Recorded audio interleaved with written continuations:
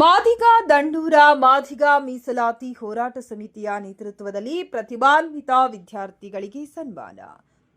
ಪ್ರತಿಭಾವಂತರನ್ನು ಗುರುತಿಸಿ ಸನ್ಮಾನಿಸಿ ಗೌರವಿಸುವುದು ಉತ್ತಮ ಕಾರ್ಯ. ಮಾಜಿ ಶಾಸಕ ಪರಣ್ಣ ಮುನುವಳ್ಳಿ. ಗಂಗಾವತಿ ಪರಿಶಿಷ್ಟ ಜಾತಿ ಪರಿಶಿಷ್ಟ ವರ್ಗ ಸೇರಿದಂತೆ ಒಬಿಸಿ ಸಮಾಜದ ಎಸ್ಎಸ್ಎಲ್ಸಿ ಹಾಗೂ ಪಿಯುಸಿ ವಿದ್ಯಾರ್ಥಿಗಳಲ್ಲಿ ಅತಿ ಹೆಚ್ಚು ಅಂಕ ಪಡೆದ ವಿದ್ಯಾರ್ಥಿಗಳನ್ನು ಗುರುತಿಸಿ ಮಾದಿಗ ದಂಡೂರ ಮಾದಿಗ ಮೀಸಲಾತಿ ಹೋರಾಟ ಸಮಿತಿ ಜಿಲ್ಲಾ ಘಟಕದ ಅಧ್ಯಕ್ಷ ಗಂಗಣ್ಣ ಸಿದ್ದಾಪುರ್ ಹಾಗೂ ಸಂಘಟನೆಯ ಪದಾಧಿಕಾರಿಗಳು ಸನ್ಮಾನಿಸಿ ಗೌರವಿಸುವುದು ಅರ್ಥಪೂರ್ಣ ಕಾರ್ಯವಾಗಿದೆ ಎಂದು ಮಾಜಿ ಶಾಸಕ ಪರಣ್ಣ ಮುನುವಳ್ಳಿ ಹೇಳಿದರು. ಅವರು ಕನ್ನಡ ಸಾಹಿತ್ಯ ಭವನದಲ್ಲಿ ಮಾದಿಗ ದಂಡೂರ ಮೀಸಲಾತಿ ಹೋರಾಟ ಸಮಿತಿ ಆಯೋಜಿಸಿದ್ದ ಪ್ರತಿಭಾನ್ವಿತರ ವಿದ್ಯಾರ್ಥಿಗಳ ಸನ್ಮಾನ ಸಮಾರಂಭವನ್ನು ಜ್ಯೋತಿ ಬೆಳಗಿಸಿ ಡಾಕ್ಟರ್ ಬಿಆರ್ ಅಂಬೇಡ್ಕರ್ ಹಾಗೂ ಜಗಜೀವನ್ ರಾಮ್ ಅವರ ಭಾವಚಿತ್ರಕ್ಕೆ ವೇದಿಕೆಯಲ್ಲಿನ ಗಣ್ಯರು ಪುಷ್ಪಾರ್ಚನೆ ನೆರವೇರಿಸಿ ಉದ್ಘಾಟಿಸಿ ಮಾತನಾಡಿದರು. ಸಂವಿಧಾನ ಶಿಲ್ಪಿ doctor BR Ambedkar, doctor Jagjivan Ram ಸೇರಿದಂತೆ ಮಾದಿಗ ಸಮಾಜದ ಅಪ್ರತಿಮ ಹೋರಾಟಗಾರ ಡಾಕ್ಟರ್ ಮಂದಾಕೃಷ್ಣ ಅವರ ಹುಟ್ಟುಹಬ್ಬದ ಪ್ರಯುಕ್ತ ಆಯೋಜಿಸಲಾದ ಈ ಒಂದು ಕಾರ್ಯಕ್ರಮ ವಿದ್ಯಾರ್ಥಿಗಳಿಗೆ ಸ್ಫೂರ್ತಿದಾಯಕವಾಗಿದೆ ಎಂದು ತಿಳಿಸಿದರು. ಪದ್ಮಶ್ರೀ ಡಾಕ್ಟರ್ ಮಂದಾಕೃಷ್ಣ ಅವರ ಹುಟ್ಟುಹಬ್ಬದ ಕೇಕ್ ಅನ್ನು ಸಹಕಾರಿ ಧುರೀಣ ಶ್ರೀಧರ್ ಕೆಸರಟ್ಟಿ ಕತ್ತರಿಸಿ ಮಾತನಾಡಿ, ವಿದ್ಯಾರ್ಥಿಗಳಿಗೆ ಪ್ರಮುಖವಾಗಿ 3 ಗುಣಗಳನ್ನು ಬೆಳೆಸಿಕೊಳ್ಳಬೇಕು. ಸತತ ಅಧ್ಯಯನ, ಗುರಿ ಹಾಗೂ ಪರಿಶ್ರಮದಿಂದ ಮಾತ್ರ ಜೀವನದಲ್ಲಿ ಸಾಧನೆ ಮಾಡಲು ಸಾಧ್ಯ ಎಂಬ ಅಭಿಪ್ರಾಯವನ್ನ ತಿಳಿಸಿದರು. ಈ ಸಂದರ್ಭದಲ್ಲಿ ಮಾಧ್ಯಮಗಳ ಸದಸ್ಯ ಕೆ ನಿಂಗಜ್ಜ, ಸರ್ವಾಂಗೀಣ ಅಭಿವೃದ್ಧಿ ಹೋರಾಟ ಸಮಿತಿಯ ಜಿಲ್ಲಾಧ್ಯಕ್ಷ ಬಸವರಾಜ್ ಮ್ಯಾಗಳಮನಿ, ಮಾದಿಗ ದಂಡೂರು ಸಮಿತಿಯ ಜಿಲ್ಲಾಧ್ಯಕ್ಷ ಗಂಗಣ್ಣ ಸೇರಿದಂತೆ ಮತ್ತಿತರರು ಉಪಸ್ಥಿತರಿದ್ದರು. ಈ ಸಂದರ್ಭದಲ್ಲಿ 40ಕ್ಕೂ ಅಧಿಕ ವಿದ್ಯಾರ್ಥಿಗಳಿಗೆ ಆತ್ಮೀಯವಾಗಿ ಸನ್ಮಾನಿಸಿ ನೆನಪಿನ ಕಾಣಿಕೆ ನೀಡಿ ಗೌರವಿಸಿದರು.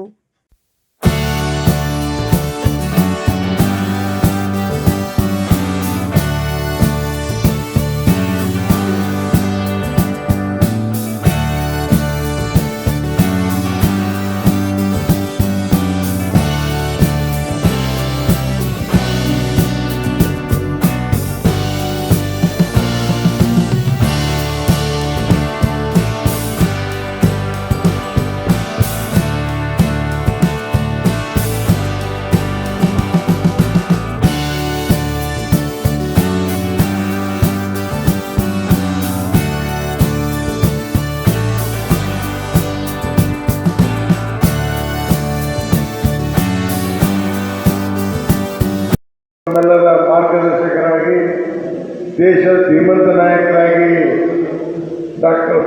ಭಾರತ ರತ್ನ ಡಾಕ್ಟರ್ ಬಾಬಾ ಸಾಹೇಬ್ ಅಂಬೇಡ್ಕರ್ ಅವರ ಹಾಗೂ ಹಸಿರು ಕ್ರಾಂತಿ ಹರಿಕಾರ ಡಾಕ್ಟರ್ ಬಾಬು ಜಗಜೀವನ್ ಜಯಂತಿ ಅಂಗವಾಗಿ SSLC ಮತ್ತು PUCಯಲ್ಲಿ ಅತಿ ಹೆಚ್ಚು ಅಂಕಗಳನ್ನು ಪಡೆದಂಥ ವಿದ್ಯಾರ್ಥಿಗಳಿಗೆ ಹಿಂದುಳಿದ ಮತ್ತು ಅಲ್ಪಸಂಖ್ಯಾತ ಪ್ರತಿಭಾ ಪುರಸ್ಕಾರ, ಜೊತೆಗೆ ವಿಶೇಷವಾಗಿ ಪದ್ಮಶ್ರೀ ಪ್ರಶಸ್ತಿ ವಿಜೇತರಾದಂಥ ಮಂದಕೃಷ್ಣ ಅವರ ಹುಟ್ಟುಹಬ್ಬದ ಆಚರಣೆ ನಿಮಿತ್ತ ಈ ಕಾರ್ಯಕ್ರಮದಲ್ಲಿ ಭಾಗವಹಿಸಿದಂಥ ಸಮಾಜದ ಹಿರಿಯರಾದಂಥ ಎಲ್ಲರಿಗೂ ಗೊತ್ತಿರ್ತದೆ. ನಿಮ್ಮ ತಾತನ ಹೆಸರು ಎಲ್ಲರಿಗೂ ಗೊತ್ತಿರ್ತದೆ. ಅವ್ರ ತಂದೆ ಹೆಸರು ಯಾರಿಗೂ ಗೊತ್ತಿಲ್ಲ. ಅಂದ್ರೆ ನಮ್ಮ ಪೂರ್ವಜರ ಹೆಸರೇ ನಮ್ಗೆ ಸರಿ ಗೊತ್ತಿಲ್ಲ. ಆದ್ರೆ ಇಲ್ಲಿ ಇರ್ತಕ್ಕಂಥ ಮಹಾನ್ ವ್ಯಕ್ತಿಗಳು ಯಾರು, ಅಂಬೇಡ್ಕರ್ ಅವರು ಮತ್ತು ಜಗಜೀವನ್ ರಾಮ್ ಅವರ ಹೆಸರು ಎಲ್ಲರಿಗೂ ಗೊತ್ತು. ಯಾಕಂದ್ರೆ ಅವ್ರು ಯಾವತ್ತೂ ತಮ್ಮ ಸಂಬಂಧ ಅವರು ದುಡಿದಂಥ ವ್ಯಕ್ತಿಗಳಲ್ಲ, ಚಿಂತನೆ ಮಾಡಿದಂಥ ವ್ಯಕ್ತಿಗಳಲ್ಲ. ಅವ್ರು ಯಾವತ್ತಿದ್ರು ಬೇರೆಯವರಿಗೆ, ಸಮಾಜಕ್ಕೆ, ದೇಶಕ್ಕಾಗಿ ಚಿಂತನೆ ಮಾಡಿದಂಥವ್ರು ಮತ್ತು ಯಾವಾಗಲೂ ಆ ಒಂದು ನಿಟ್ಟಿನಲ್ಲಿ ಕೆಲಸ ಮಾಡಿದಂಥ ವ್ಯಕ್ತಿಗಳು ಅವರು. ಆದ್ರಿಂದ ಅವ್ರ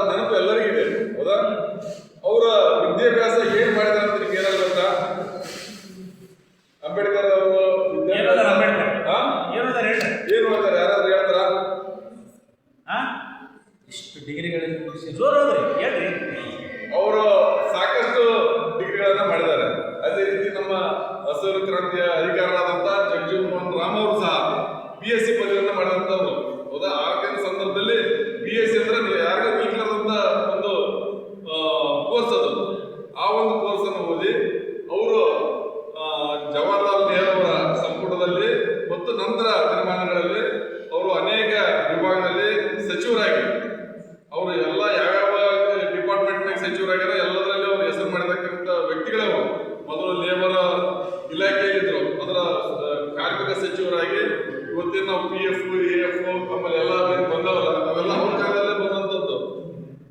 ಆಮೇಲೆ ಅವರು ಕೃಷಿ ಸಚಿವರಾದಾಗ ಹಸಿರು ಕ್ರಾಂತಿ ಏನಾಯ್ತಲ್ಲ ಅದು ಕೂಡ ಅವ್ರ ಪೀರಿಯಡ್ನಲ್ಲೇ. ಇವತ್ತು ನಮ್ಮ ಇಂಡಿಯಾ ಪಾಕಿಸ್ತಾನ ಯುದ್ಧ ಆಯ್ತಲ್ಲ ಎಲ್ಲರಿಗೂ ಗೊತ್ತದ 1971 ಇಸ್ವಿಯಲ್ಲಿ, ಅದು ಕೂಡ ಅವ್ರ ಪೀರಿಯಡ್ನಲ್ಲೇ ಆಗಿರುವಂಥದ್ದು. ಅಂದ್ರೆ ಪ್ರತಿಯೊಂದು ಮಹತ್ತರವಾದಂತಹ ಘಟ್ಟದಲ್ಲಿ ಭಾಗಿಯಾದಂತಹ ವ್ಯಕ್ತಿ ನಮ್ಮ ಬಾಬು ಜಗಜೀವನ್ ರಾಮ್ ಅವರು. ಅದೇ ರೀತಿಯಾಗಿ ಇವತ್ತು ನಾವೆಲ್ಲರೂ ಇವತ್ತು ಇಷ್ಟು ಮಟ್ಟಿಗೆ ನಾವು ಕುಂತು ಇವತ್ತು ಪದವಿನ ಸ್ವೀಕಾರ ಮಾಡಕತ್ತೀವಿ, ನಾವೇನು ವಿದ್ಯಾಭ್ಯಾಸ ಮಾಡಕತ್ತೀವಿ ಅಂದ್ರೆ ಅದಕ್ಕೆಲ್ಲ ನಮ್ಗೆ ಹಕ್ಕು ಕೊಟ್ಟಂತ ವ್ಯಕ್ತಿ ಯಾರಂದ್ರೆ ನಮ್ಮ ಬಾಬಾ ಸಾಹೇಬ್ ಅಂಬೇಡ್ಕರ್ ಅವರು. ಇಂಥ ಒಂದು ವ್ಯಕ್ತಿಗಳ ಆದರ್ಶ ಇವತ್ತು ನಿಮ್ಮೆಲ್ಲರಿಗೂ ಇರಬೇಕು. ಈ ತರ ನಾವು ಆಗ್ಬೇಕಂದ್ರೆ ನಾವೇನ್ ಮಾಡ್ಬೇಕಪ್ಪ? ನಾವು ವಿದ್ಯಾರ್ಥಿಗಳು ಇವತ್ತಿದ್ವಿ, ಹೌದಾ? ಇವತ್ತು ನಾವು ವಿದ್ಯಾರ್ಥಿ ಆ ಥರ ಆಗ್ಬೇಕಂತಂದ್ರೆ ನಮಗೆ ಒಂದು 3 ಪಾಯಿಂಟ್ಸ್ ಹೇಳ್ತೀನಿ ನಿಮಗೆ, ಟಿಪ್ಸ್.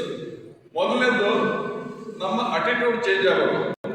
ಏನಪ್ಪ ನಾವು ಹಳ್ಳಿಯಲ್ಲಿ ಅದೀವಿ, ನಾವೇನೋ ನಮ್ಗೆ ಇದಾಗಿಲ್ಲಪ್ಪ, ಸಿಟಿಯಾಗಿರೋರು ಓದ್ತಾರ, ದೊಡ್ಡ ಓದ್ತಾರ, ದೊಡ್ಡ ಕುಲದಲ್ಲಿರೋರು ಓದ್ತಾರ, ಆ ಒಂದು ಅಟಿಟ್ಯೂಡ್ ಏನಿದೆಯಲ್ಲ ಅದು ಬದಲಾಗಬೇಕು.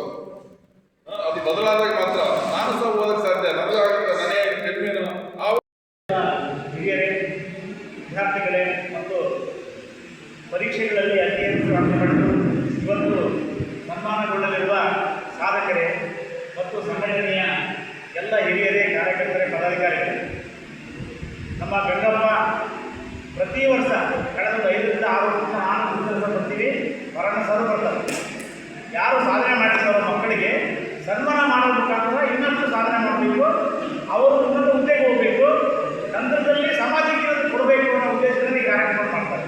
ಬಹಳ ಸಂತೋಷದ ಸಂಗತಿ.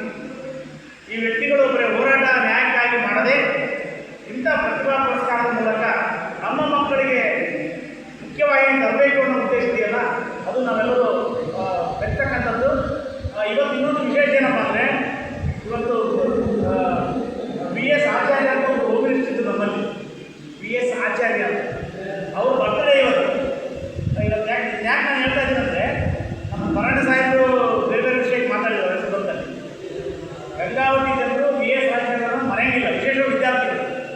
ಕೊಲ್ಲಿ ನಾಗೇಶ್ವರ ಕಾಲೇಜಿನಲ್ಲಿ ಈ MA ಕೋರ್ಸ್ಗಳಲ್ಲ, ಸ್ನಾತಕೋತ್ತರ ಕೋರ್ಸ್ಗಳು, PG ಕೋರ್ಸ್ಗಳು, ಅವನ್ನ BS ಆಚಾರ್ಯರು ಉನ್ನತ ಶಿಕ್ಷಣ ಮಂತ್ರಿ ಆಗಿದ್ದಾಗ ಮಂಜೂರು ಮಾಡಿದರು. ಅವತ್ತಿಂದ ಇವತ್ತಿನವರೆಗೂ Kannada, English, mathematics, biology, chemistry, physics ಇವೆಲ್ಲ ಸ್ಪೆಷಾಲಿಟಿ, ಇವೆಲ್ಲ ಕೋರ್ಸ್ಗಳು ನಾವು ಬೇರೆ ಧಾರವಾಡ ಬೇರೆ ಹೋಗಿ MA ಓದಕ್ಕೆ ಆಗ್ತದೆ.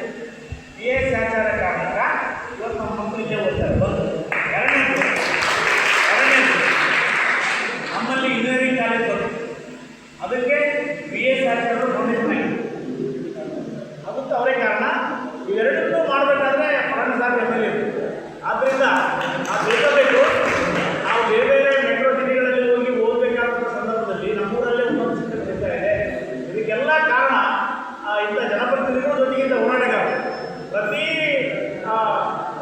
ಸಮ್ಮೇಳನ ಆಗಿರ್ಬೋದು, ವರ್ಕ್ಶಾಪ್ ಸಂದರ್ಭದಲ್ಲಾಗಿರ್ಬೋದು, ಈ DSSಗಳು ಮತ್ತು ಮಾದರಿ ಮೀಸಲಾತಿ ಹೋರಾಟ ಸಮಿತಿಯವರು ಶಿಕ್ಷಣಕ್ಕೆ ಆದ್ಯತೆ ಕೊಡಿ, ನಿಮ್ಮ ಮಕ್ಕಳ ಶಿಕ್ಷಣದಿಂದ ಅವರಿಗೆ ಪಡೆದೇ ಸಾಧ್ಯ ಅಂತಕ್ಕಂಥದ್ದನ್ನು ನಮ್ಮ ಜನರಲ್ಲಿ, ಸಂಘಟಕರಲ್ಲಿ ತುಂಬಿದ ಕಾರಣಕ್ಕಾಗಿ ಇಂಥ ಕೋರ್ಸ್ಗಳಿದ್ದಾವೆ. ಜೊತೆಗೆ ಬಾಬಾ ಸಾಹೇಬ್ ಅಂಬೇಡ್ಕರ್ ಅವರು ಸಂವಿಧಾನ ಶಿಲ್ಪಿ, ಅವರನ್ನು ನಾವು ಸದಾ ಸ್ಮರಿಸಬೇಕು. ಯಾಕಂದರೆ ಅವ್ರು ಇಲ್ಲದೆ ಹೋಗಿದ್ರೆ ನಾವು ನೀವು ವೇದಿಕೆ ಮೇಲೆ ಎಲ್ಲ ಗಣ್ಯರು ನಾವಿನ್ನೂ ಸಹ ಯಾರೋ ಶ್ರೀಮಂತರ ಮನೆಯಲ್ಲಿ ಸಣ್ಣೆ ಬೆಳಬೇಕಾಗಿತ್ತು, ಶ್ರೀಮಂತರ ಮನೆಯಲ್ಲಿ ಕೆಲಸ ಮಾಡಬೇಕಾಗಿತ್ತು. ನಮಗೆ ಭೂಮಿ ಹಾಕಿರಲಿಲ್ಲ, ನಮಗೆ ಓಡಿನ ಹಾಕಿರಲಿಲ್ಲ, ನಮಗೆ ಪೂಜೆ ಮಾಡೋಕ್ಕಿರಲಿಲ್ಲ, ಮನೆ ಕಟ್ಟಿರೋ ಹಾಕಿರಲಿಲ್ಲ. ಮನುಷ್ಯನಿಗೆ